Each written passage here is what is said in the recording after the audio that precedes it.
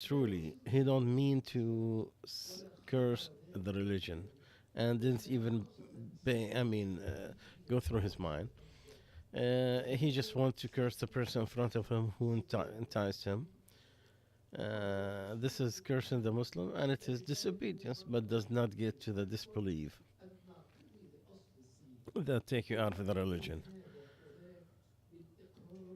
And you look at all the other things that in the Fatwa conference in Saudi Arabia, they were asked that this happened with a lot of people, that they do this publicly. And he's claiming that he don't mean to curse the religion itself, but the person in front of him. So what is the answer? And they replied that this is reverting from Islam because of what Allah said, as we mentioned the ayah before. And to curse the person in front of you, it is forbidden.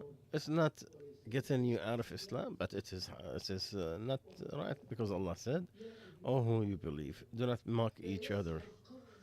Maybe one of you is better than them." That's in Surah Al-Hajj, to the end of that ayah. And also Allah said in the same surah, "And do not call each other's names. It is the worst thing is to call the name that is full of filth after faith." Second question is, those who work in the petroleum companies or in the Gulf countries, Americans, is this the money they earn, is this permissible or forbidden?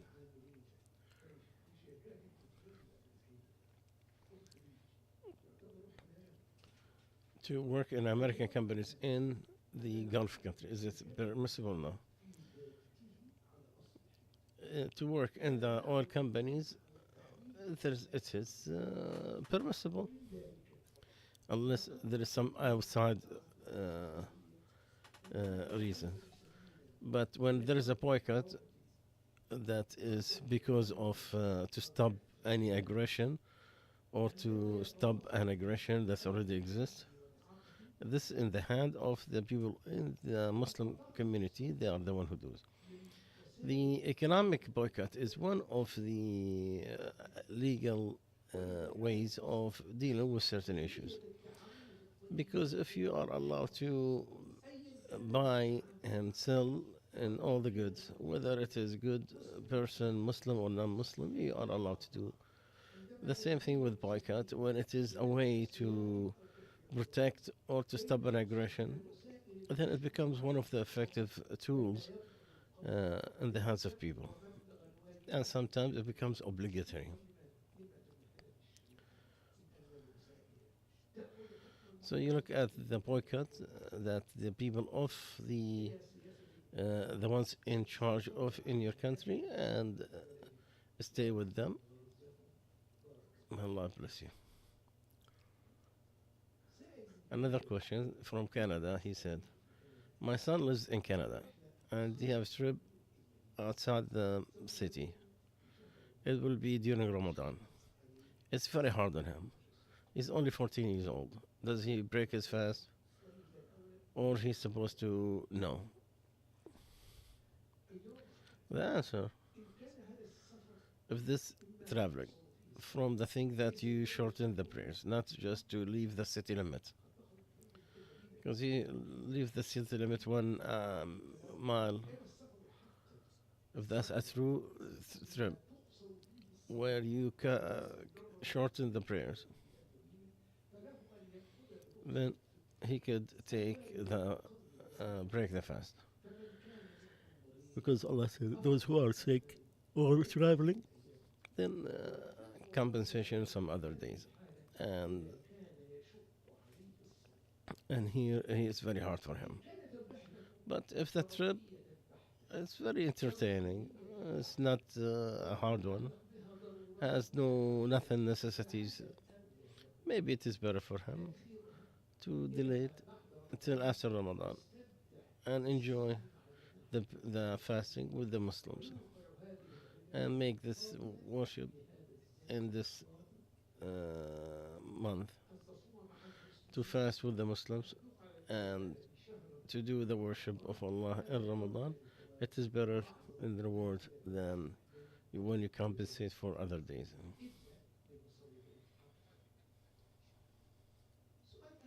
Another question. We are two couples for 10 years. Now, he said, I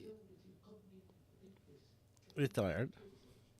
My wife retired before me. Each one has his own income, and we give zakah every Ramadan. After we know the money, I used to pay most of the zakah from my money. I used to give it to her, some of my zakah to give on her family.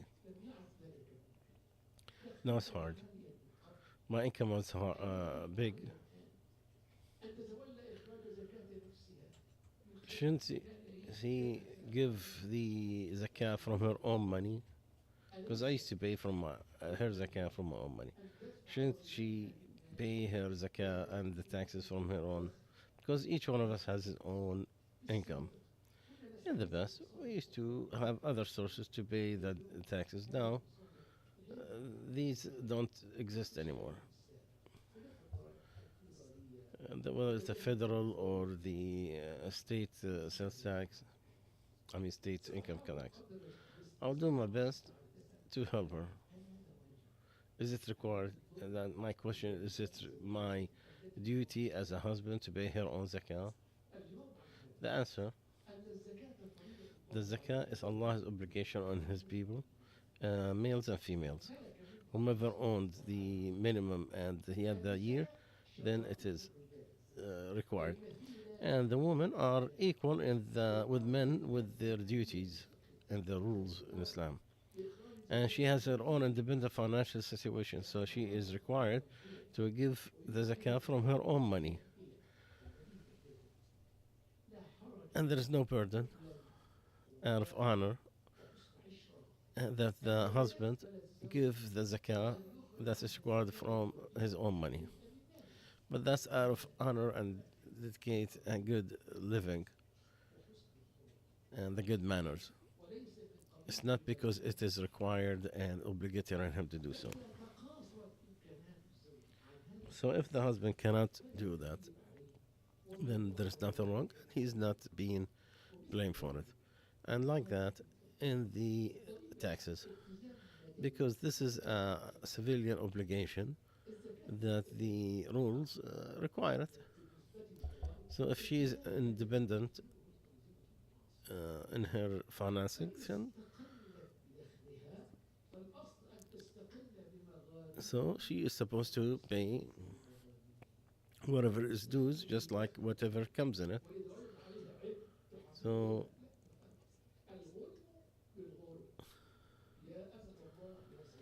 my dear sister, just like you are independent in your money, be understand that there is a requirement from this money.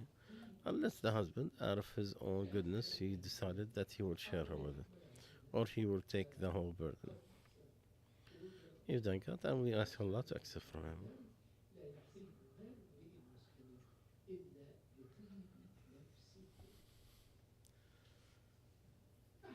One of the brothers, the newcomer to Islam, he paid for her life insurance.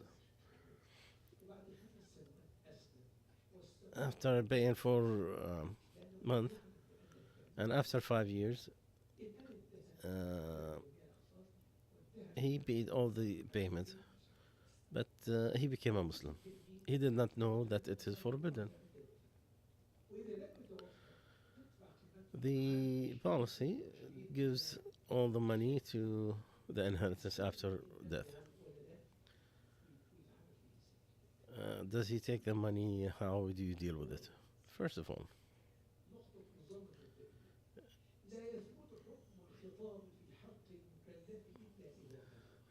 the requirement, the duty of the obligation is not recorded in anybody until he received it and understand it.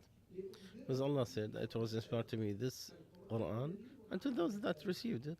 So it is a warning, a warner for those who receive the Quran.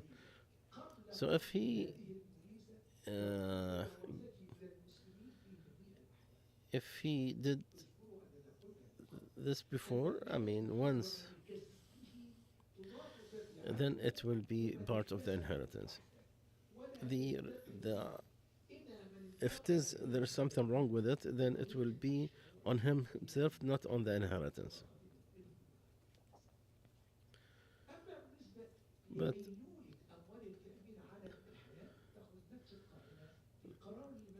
in the decision of Amja about the life insurance that you can for the inheritance to gain that money, and the burden goes to the person who died because what he did,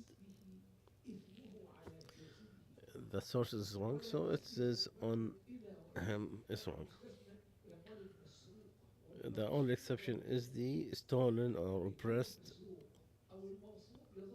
It is forbidden at all time from any hand that it goes.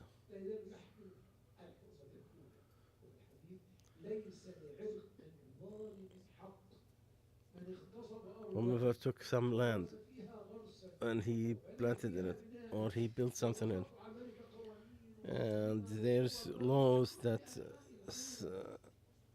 accept it, still that position is illegitimate. So when the thing goes to its origins, unless they came up with the real owner and they came up with uh, some kind of agreement.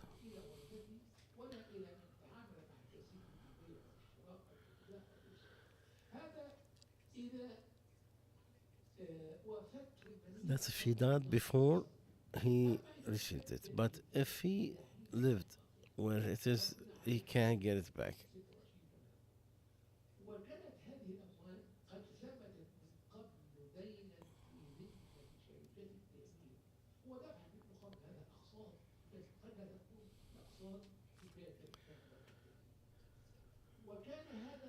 So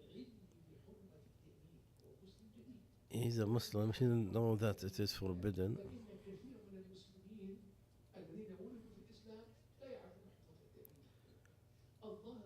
So it looks like it was permissible because Allah said, from what is worse, which is the riba. So whoever got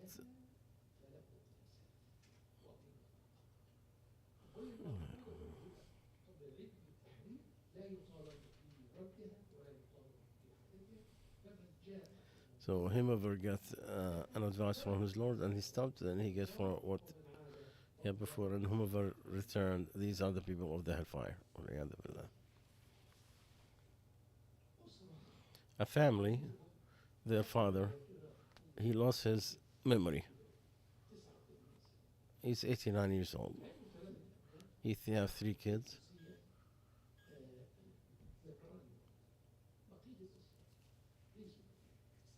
He, 2 of his kids, they have a citizenship. The other ones don't.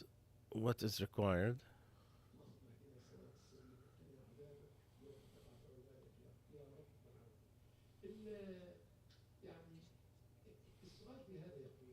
The question is the person who lost his memory.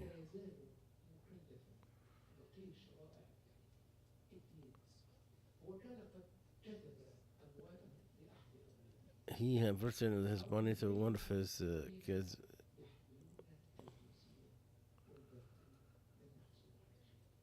And the others didn't have anything. So how do we settle this? First of all, if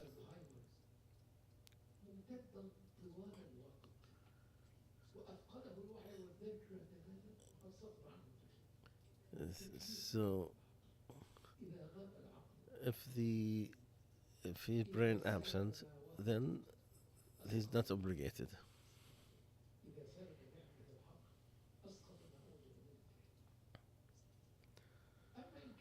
But if he wakes up sometimes and he goes out of coma sometimes, and he's required only during the time he's awake, not when he's brain absent. The money he spent with his kids who have the passport, he did not give them the money. He made them the people entrusted with that money, and they're required to work with us according to the Book of Allah.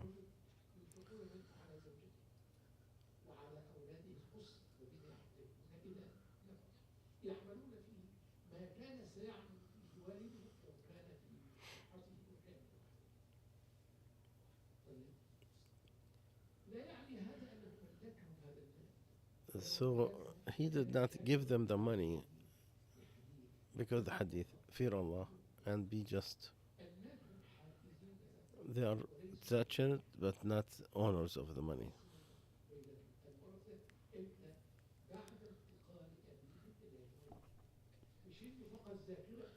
Just because the father, lost his memory, that does not give automatic inheritance.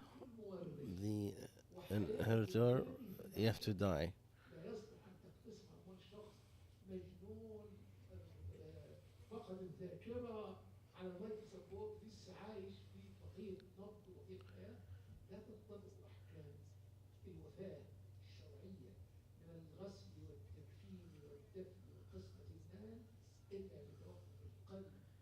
The the heart and the breath has to stop completely, where there's nothing goes after that.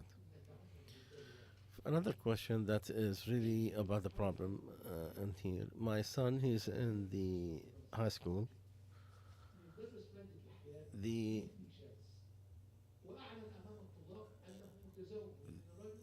the teacher, he claimed that he is gay, and his boyfriend. And what is the best solution? I wanted to go to the school to change that subject,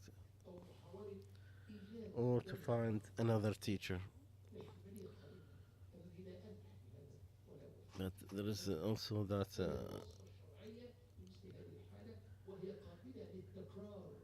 and this could be repeated, and to force the homosexuality on people. The answer,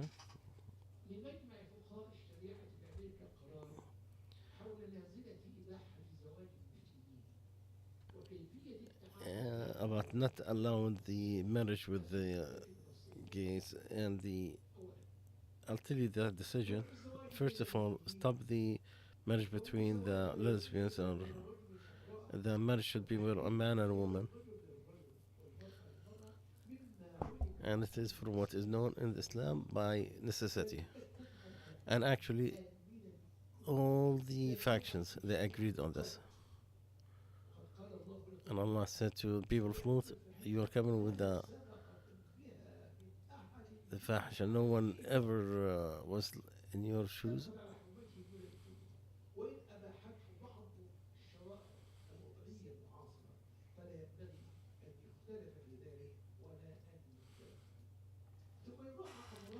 Then you look at two things of with consideration. The first one,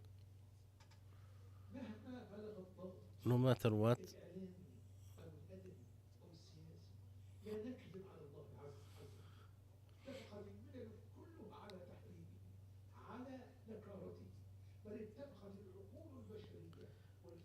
and all.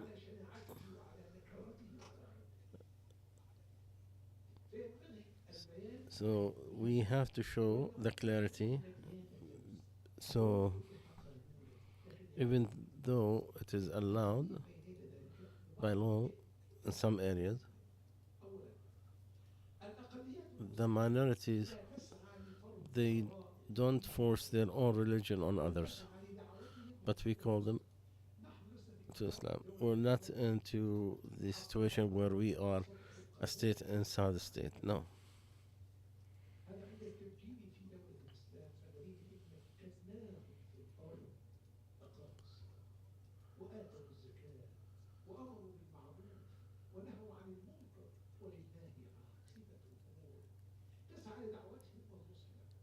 So you advise them in Islam forbid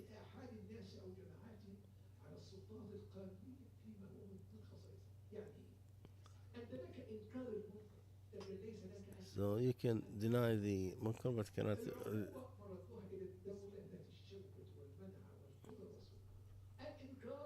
so deny is a right for every Muslim.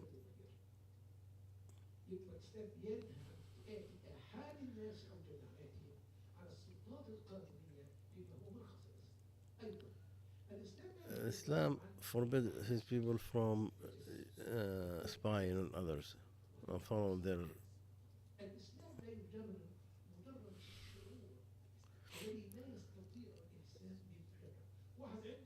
someone he has the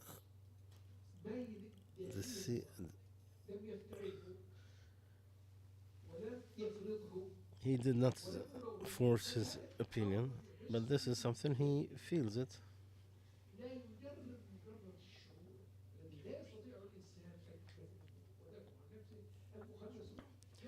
Those did exist at the time of the Prophet ﷺ, and they were treated. So they allowed them to enter on women, and no one.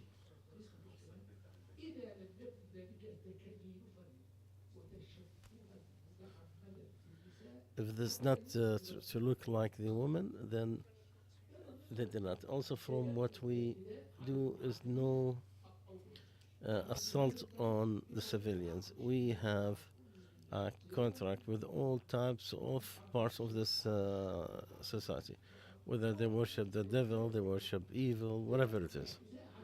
No.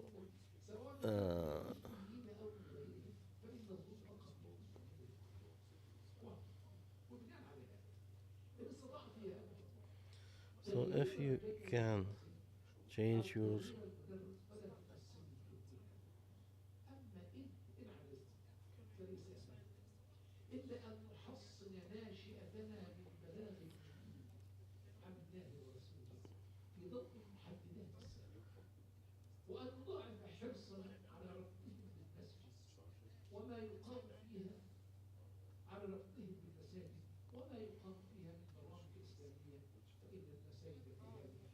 the Masjid, this place is the salvation trip to take it to salvation.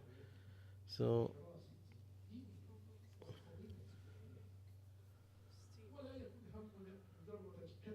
and this not our concern should be about how much money we make.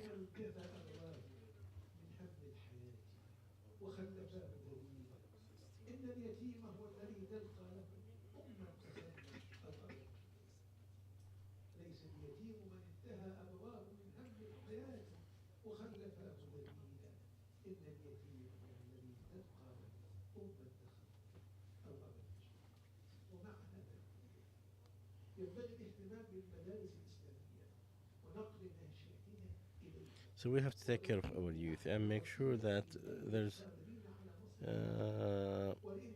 to help them as much as we can, even if we have to pay from the zakah.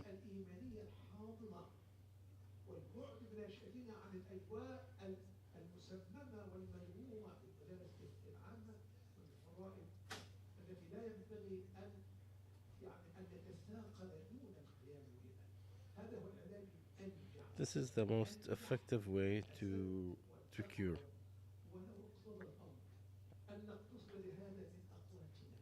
Even if we have to take it from our own needs, basic needs, it is okay. Because the religion being safe is very important. Some of the shoes is written on it. It has the word. What's wrong with that? Nothing.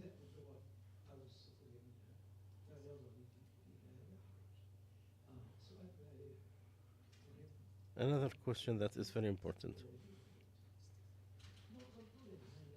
Most countries, they deal with the oppressors against killing our brothers. Do we consider them aggressors or they're still civilians? This is an important one. I'll repeat it again.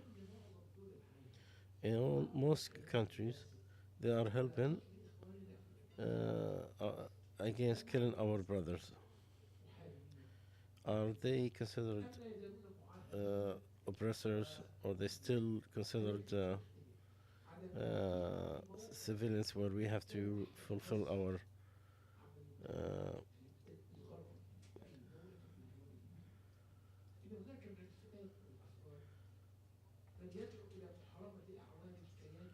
some people are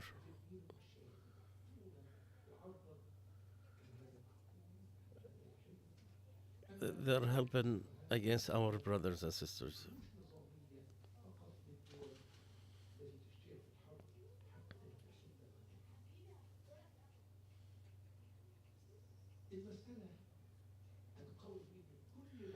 To say the whole world is with the aggressors, that they are people at war with us, no.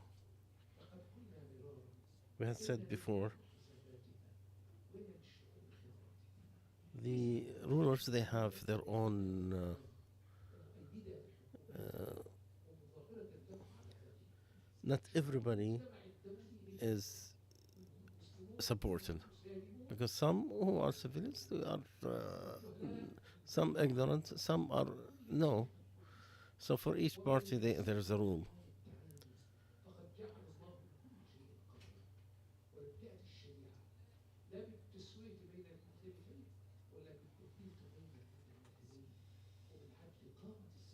And with justice established the heavens and earth.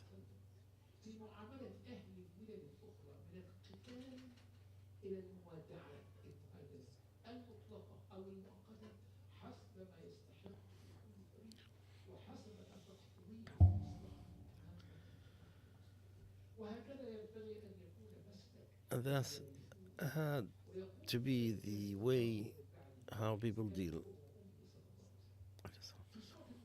In Surah Al-Mumtahina, it shows that rule very clearly.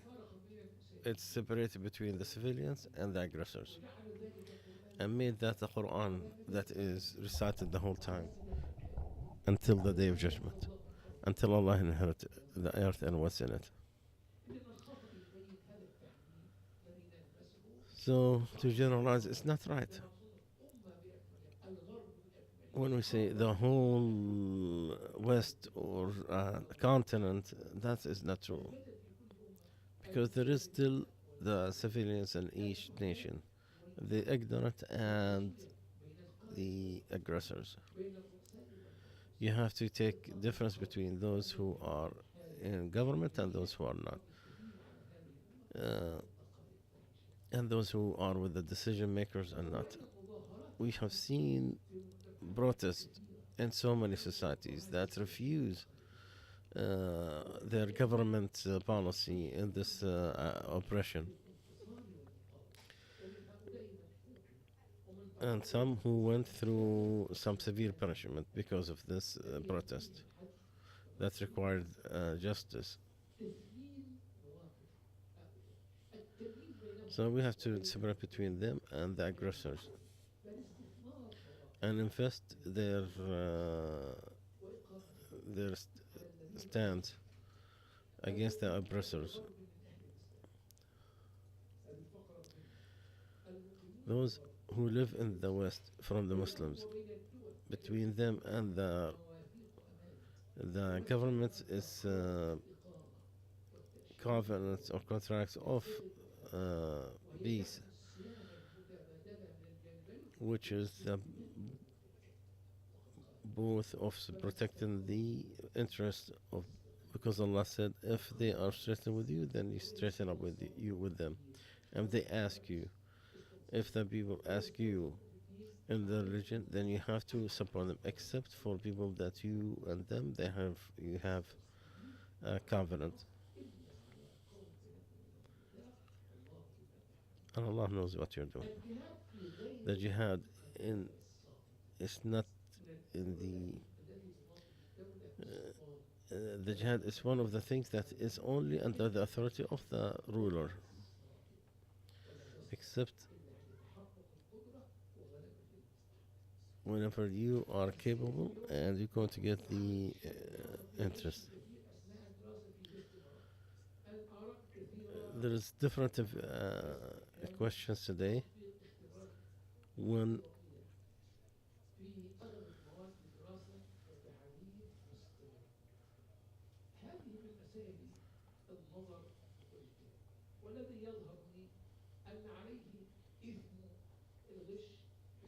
someone who, what is the rule about someone who works with a degree that he gained it legitimately?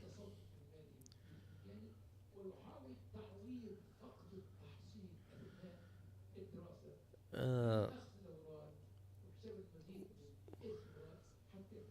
Maybe he need to take more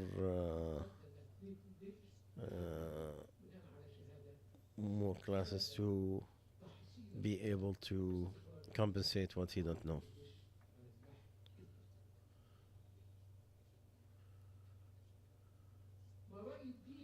What about the religions?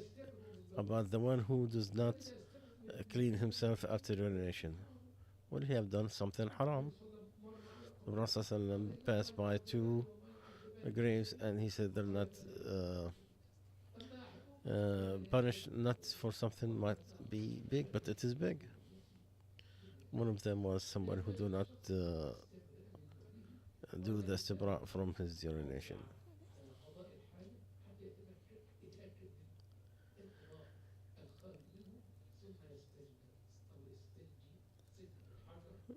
Istajmar is with the stone, or stanji is with water or napkin or something. Those who have diseases where they have continuous prot- uh, production of liquid, so what do they do if it is permanent? They purify for each prayer. So if the dhuhr came entered, or let's start from the beginning, the entrance of Fajr, they will wait, and he protects himself from, so you don't like a pad or a diaper or something, and then he'll make his wudu, and he's still in his wudu until there's the prayer of the next prayer.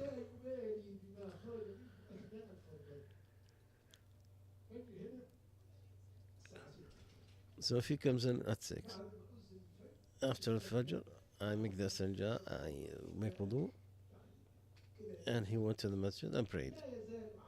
He still has wudu, he does not void,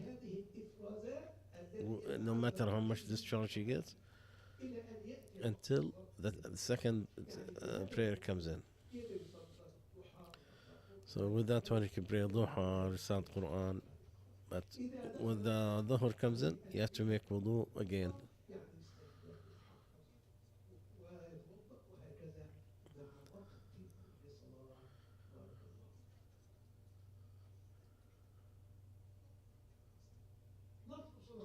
We ask foundation for the masjid and there's an increase in the money. Can we use it for something else? Those who spend it, he spend it to establish the masjid. So he wants the reward from Allah. Those who are physically attributed, they, if that period is done, we could take that money to that other masjid. Because the intention of the donor is to build, to get the reward.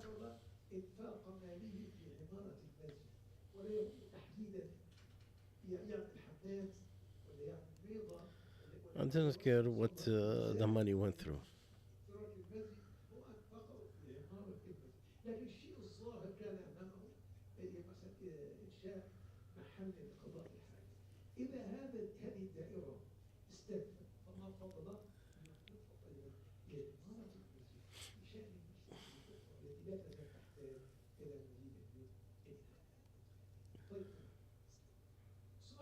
question: a woman from Morocco, because of your fatwa, I thought of it as forbidden, so I wanted back to take my money.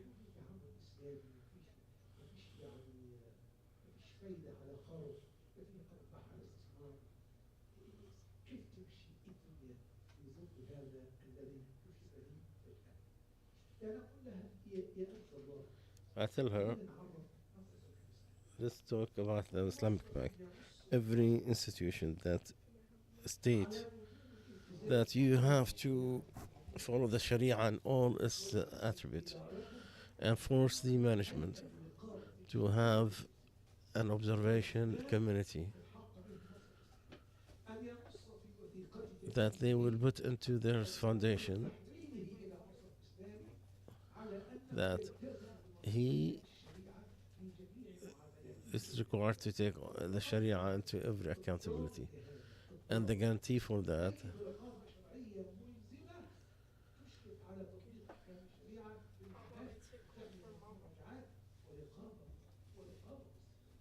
and there should be an observation from committee that is has Islamic Sharia foundation. The decision, it is forbidden every Muslim that he could deal with an Islamic to work into the eternal.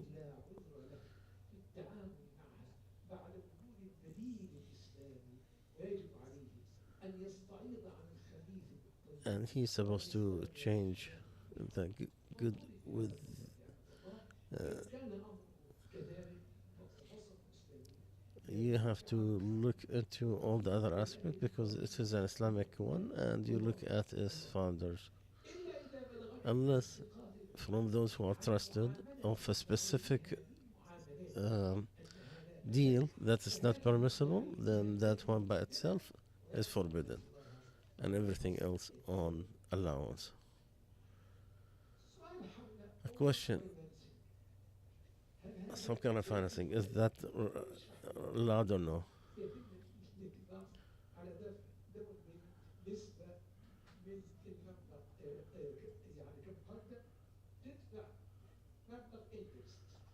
You be interest on that, and the rest you you put it onto different month. We tell them, is that acceptable? There's nothing wrong with with payments, but make sure,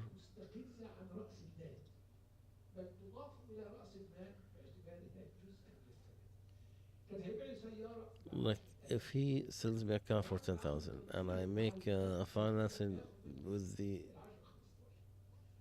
bank that he will take 15, with the dealer says permissible.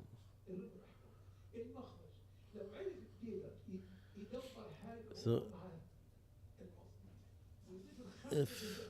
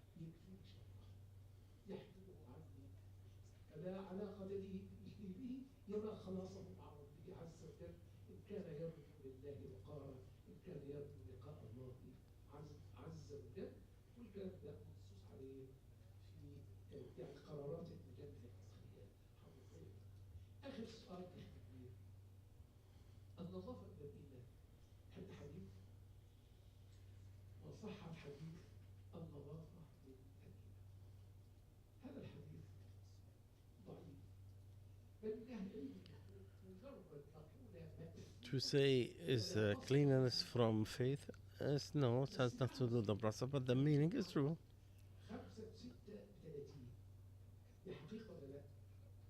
5 times 6 is 30.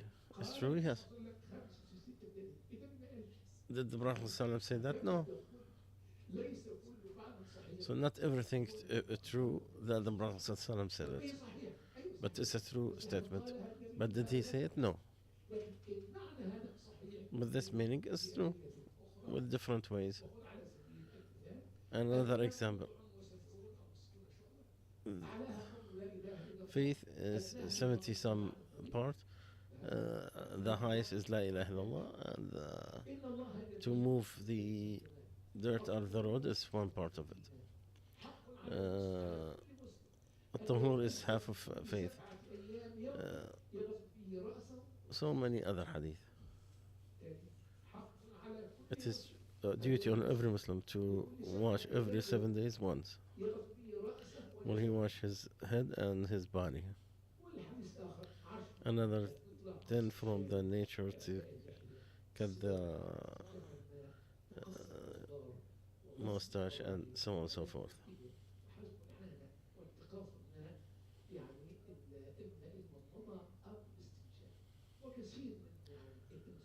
And a lot of they preferred the ghusl Friday.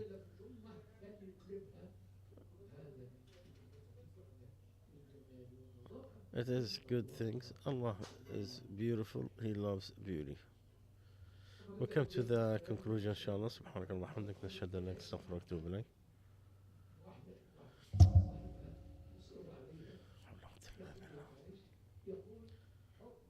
What is the rule about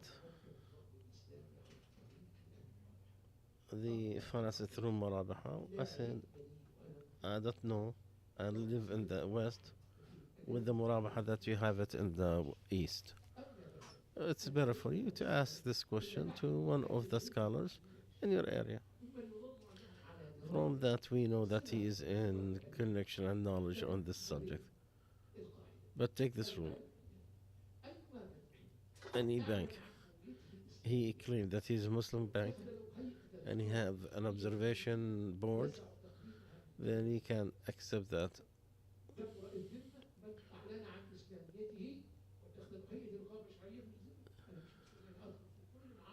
I don't have to go into every details of every contract because that's the duty of the observation board. Unless if you know a specific contract that is not permissible, and that by itself it should not be that should be avoided. Anything else of that on permission. والله أعلم سبحانك اللهم وبحمدك نستغفرك ونتوب إليك.